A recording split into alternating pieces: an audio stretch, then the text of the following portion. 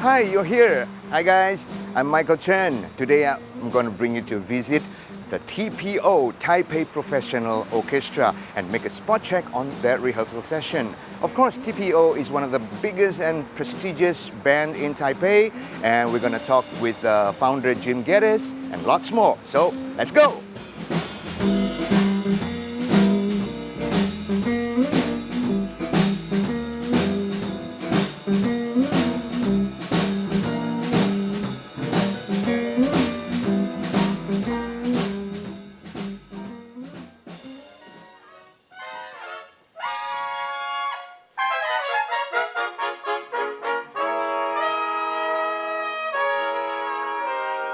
Okay guys, here's the location, the rehearsal site of TPO Taipei Professional Orchestra. Let's go take a look.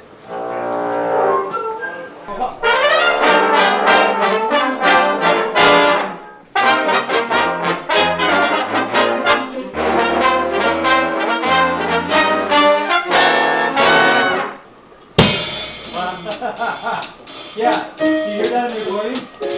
Yeah.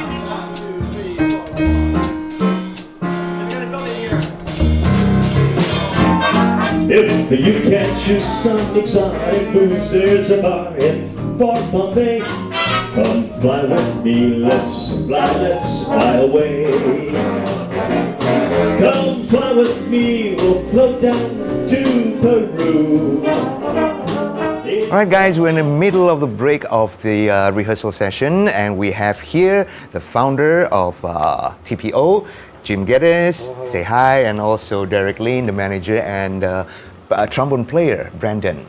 Hi. Alright, first of all, we would like to ask Jim. Jim, where you come from? I'm originally from the US, but I've been living in Taiwan about 7 years. So how do you come to Taiwan? Usually by plane. Usually by plane, that's Yeah, good. yeah, I thought yeah, you yeah. swam, you're a good swimmer. Actually, I'm not. I know it's a lie, but actually I'm a terrible Okay, so swimmer. how is this big band formed in the first place? Well, actually, we were in 2020. The pandemic had hit Taiwan Yes. hard, but we were actually open, and we could still have live music. There was one moment actually with Clooney. We had figured out, I think we're the only saxophone players in the world that have a gig here at Smexy. Yeah. And I started realizing there's a lot of musicians who were usually on tours, or like Brandon, who's living in Canada and in USA, or who decided to come back to Taiwan. And so I wanted to finally use this chance with all these musicians who finally have free time to start a rehearsal band. Do you have any specific big band genre or styles that TPO focused on? Well, that's actually our thing, all of them. All of them? You know, because a lot of times, a lot of people think big band is just 1940s swing. 1940s is about 80, 90 years ago already. Yes. You know, so big band has evolved like everything since the 1930s. And so big band especially. And so big band has gone through a phase of doing a lot of Latin music in the 1950s. In the 70s, it had a lot of Maynard Ferguson doing funk music, doing like the score to Rocky or something like that. And then in the 80s and 90s, people like Maria Schneider started bringing in more orchestral elements and really elevated. And every decade, big band just gets more and more elevated. And still to this day, it's still evolving. So what we have here is, okay, from what you said, we can divide big band jazz into basically 4 categories: Yeah. swing, funk, and Latin, and the last one, orchestral or third string music. Yeah, and so I would say these are where everything starts from. Yes. And where it's going, it's really hard to put into a category, actually. It means you play all this different kind of music. Exactly. Can you demonstrate some? Of course, we definitely can. Okay, so Sure. Derek, can I have you go back there? Yeah, thank you, thank you.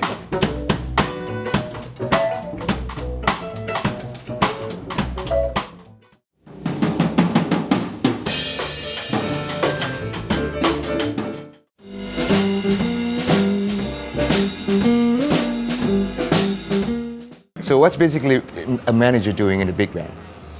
Well, I try to organize all the like contract or like communication with different kind of venue because it's kind of difficult. Because pandemic, we need the COVID test. We'll need to make sure everybody stay healthy. We have right sub for the show, and a lot of material have to process. So basically what you do is sell the big band. we sell the big band and we sell good music. Oh, Yeah. good music. Yeah, good music. All right, Brandon.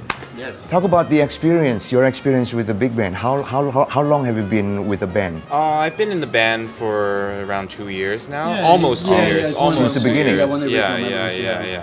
yeah. Yeah, it's a lot of fun. You know, every week we might be playing some charts that we've played before or brand new charts. Sometimes like written only a couple years old, or sometimes it's a chart by someone written locally in some Taiwanese work. So it's really nice to be able to play all these different sorts of music and put on these, because basically most of our shows have themes and we focus on a certain type of music or a certain era of music each show. So it's nice to hone in on that each show and get it to the best possible version we can do it and share it with everyone. Jim, of all the collaborations that TPO has done in these last 2 years, which one strikes you the most? Oh, well, of course I have to say the one with you. Oh, thank Yeah, you. yeah. Yeah, We I did sang with TPO last year. We had the Taichung Jazz Festival Yes. featuring Huang Ruifeng. Huang Ruifeng, Rich Rich Huang. Huang, yeah. But actually, we've had so many different styles, and so to hone in on one is very difficult. Because with Huang Lao Shi, we were really digging into big band swing from the 1940s and Yes. 50s. And then we've worked with Wang Dawen. And Yeah. Dawen, he's not in Taipei right now. But he brought in that Michael Bublé element. He brought in all these other singers. And then last year at the Taipei Jazz Festival, we worked with an indigenous singer named Dai Xiaojun. And Xiaojun is taking what used to be traditional indigenous music and also elevating it. And that really fit in with modern big band, actually. Okay. What's any prospect or vision for the future of TPO? Well, I want to have big ambitions, but also I always want to keep our mind open. I want to see what opportunities we will have in the future. May it be, okay, we want to work with a Hakka singer, or we want to work with a local, someone who's from the 1950s or something like that. Or maybe we do want to work with a pop singer. Or just keep having new music. So someone like Brandon is a great writer. And so I kept going, hey, Brandon, what's the next track going to come? And he's like, I'm working really hard. Or like Matt falling back there on piano, he's written a lot of great music, and we've had it written for big band. I just want to keep elevating the level of music for Taiwan, but also for ourselves. Because everyone in the band are some of the best musicians on the island, and I want them to come to rehearsal, and I want them sweating too. I want them to have to really work, because that means that all of us are working hard together to really elevate ourselves. All right, last but not least, one more question for you guys. Any advice for newcomer musicians, especially those who find big band jazz music interesting? Well, everything I would say to a lot of students and a lot of people they've graduated is find the local musicians, find the best musicians, and park yourself next to them. Park yourself. Yeah, next to as I it. mean, like find every opportunity to get a coffee with them, to get a drink with them, and ask them, okay, how did you do this? You know, and the best thing is to be able to, hey, I've got a gig. Can you play on my gig with me? You know, this is not a competition. This is no one's competing with each other. And the best way to get better is to keep working harder and harder, to keep practicing every day, and really know what you want. All right, extending the traditions and looking forward to future. That's what TPO target itself. All right. Shiny Back half Stockings, of yeah, Shiny yeah. Stockings, one of the most famous pieces by Count Basie. Orchestra. Yeah, I think if you're going to listen to big band and you hear this song, you're going to hear all the elements of traditional big band, but also how we can play it in modern day big band. All right, thank you guys. Yeah. Thank you guys. Thank you guys. Hope you enjoy the music. Yeah.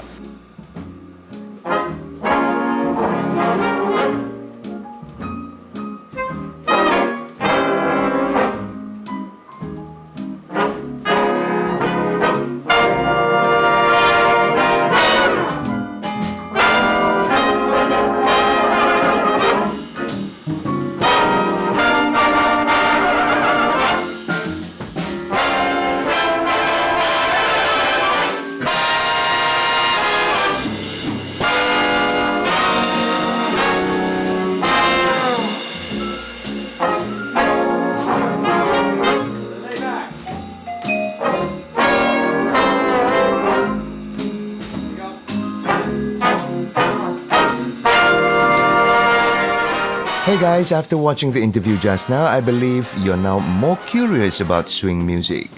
Actually, swing music originated in the United States during the 1930s, a time where there's more hardship to bear in life. That's why people use this kind of relaxed, swinging and free-spirited style of music to express their emotions, even dance to it during parties. Duke Ellington's famous composition, It Don't Mean a Thing If It Ain't Got That Swing, sums it all up, and swing music becomes synonym to jazz music. Here are a few of swing music's characteristics. First, uneven eighth notes. For a pair of eighth notes in swing music, the note in front will be played longer and softer than the note that follows. This creates a swing feel, as if you are about to trip or fall, whereas the rhythm is usually more upbeat, very suitable for swaying your body and dancing to it. Second, rich evolution of the intonation. Jazz music expresses personal emotions, and it can infect us whether it is a passionate piece of music or a melancholic style of sadness. Lastly, improvisation, or as musicians call it, ad-lib. With personal touch of improvisation, musicians add colors and vitality to the music. There you have it, guys, the origins of swing music and its unique characteristics, including uneven eighth notes, rich intonations, and improvisations. We hope it'll make you understand more about swing music, and of course, don't forget to watch our second episode and listen to more jazz music.